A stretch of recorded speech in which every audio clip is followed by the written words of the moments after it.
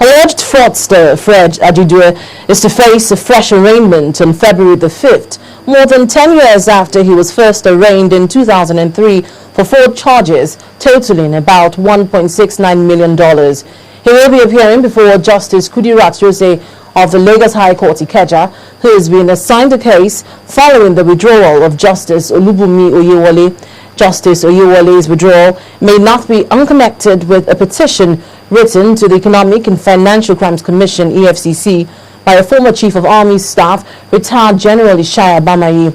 In the petition, General Bamayi alleged that Ajidue and some others swindled him of $8.395 million under the pretext of helping him to secure his release from the Kirikiri Maximum Prison, where he was remanded between November 2004 and June 2005.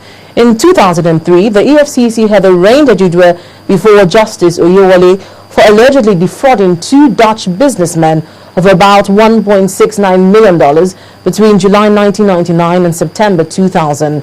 The prosecution had already called 6 witnesses in proof of the case against him before Ajidue absconded from trial in 2005.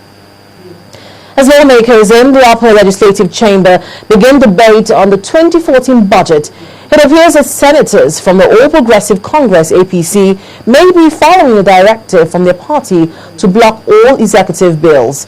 At today's plenary, APC lawmakers criticized the 2014 budget, saying it does not meet the aspirations of the people and would not tackle poverty in the country.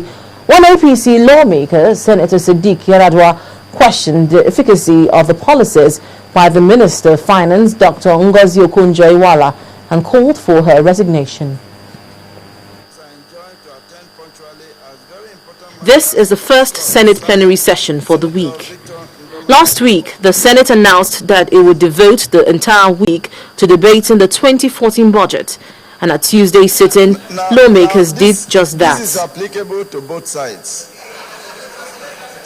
But it was a different budget debate than what we have seen recently. This debate was more heated, and lawmakers seemed to argue more along party lines. We saw lawmakers from the APC passionately criticizing the budget, while one APC lawmaker brazenly campaigned on the floor of the Senate. Ngozi Okonjo-Iweala, the founder of Okonjonomics. She has failed us, she has failed this country, we will no longer accept it. I want to call on her again and again and again that she should resign and go back and work for the World Bank.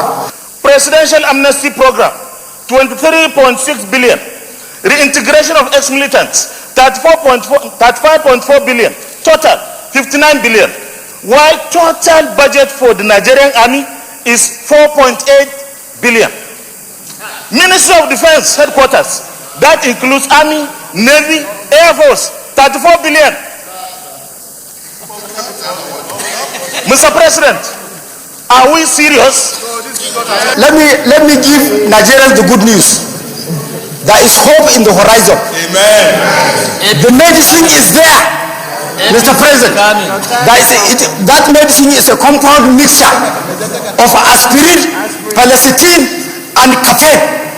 APC. Not to be outdone, the lawmakers from the other end of the divide fired back. APC has done something good and let us copy from APC. Thank you. Mr. President, sometime 2 weeks or 3 weeks ago, the APC government in Rivers State passed a budget in 1 hour and gave back everything to the governor. And so let us copy from APC and pass this budget.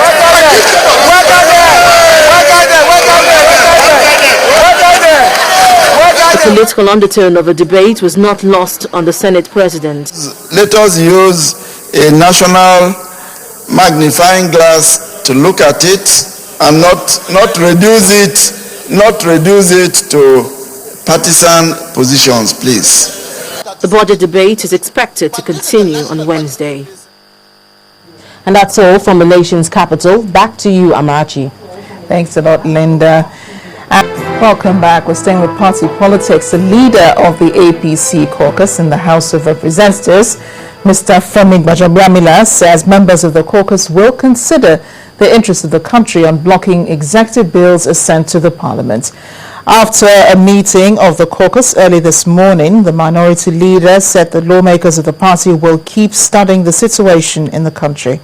This was the first meeting of the caucus since the directive of the party, which has drawn criticism from different individuals and groups.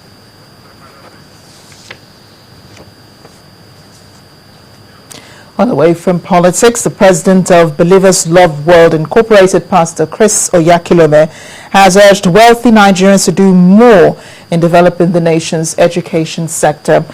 Pastor Oyakhilome said this at the commissioning and handing over ceremony of a 600-seater, fully air-conditioned lecture theatre built by the Pastor Chris Foundation for the Ambrose Ali University, Ekpoma, Edo State. Edo State's Governor Adams Oshiomhole, who attended the event, said the cleric has done something worthy of emulation. It was a warm welcome for Governor Adams Oshiomhole at the Ambrose Ali University, Ekpoma, as he made his way to the 600-seater lecture theatre built for the institution by the Pastor Chris Oyakhilome Foundation. Inside the theatre, the donor, Pastor Oyakhilome, his associates, principal officers of the university, representatives of the Oba of Benin, as well as students of the school, join in welcoming the visitor. First to address the gathering is Governor Oshiomhole, and he held nothing back. Rather than building Chris Oyakhilome University, just 2 meters down the road, 2 miles down the road, and post this on the website that you can boast of ultra-modern theater such as this, and inviting those who wishes to have access to better education to come there. He has chosen to contribute in this manner to ensure that his alma mater. For Pastor Oyakhilome, building the theatre is in line with the philosophy of his foundation. Secondly, I thought that if we could provide a facility like this, it would help the students and also lift their thinking.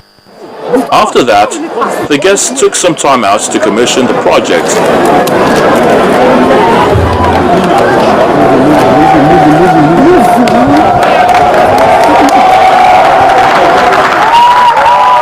From there, the theatre was officially handed over to the governor, and he in turn formally presented the keys to the leadership of the institution.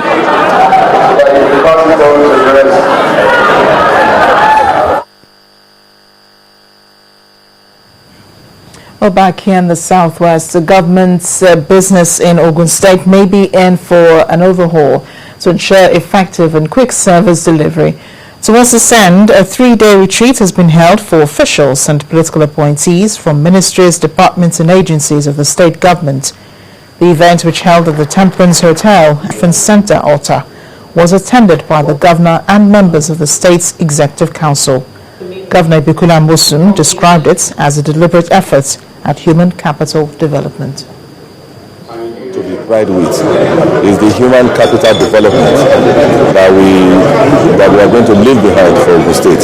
Ogun State, we want Ogun State to be a system-driven place, to develop our capacity, to sharpen our skill, to do things according to the modern ways, world best practices. Those are the kind of things that I want to be remembered for.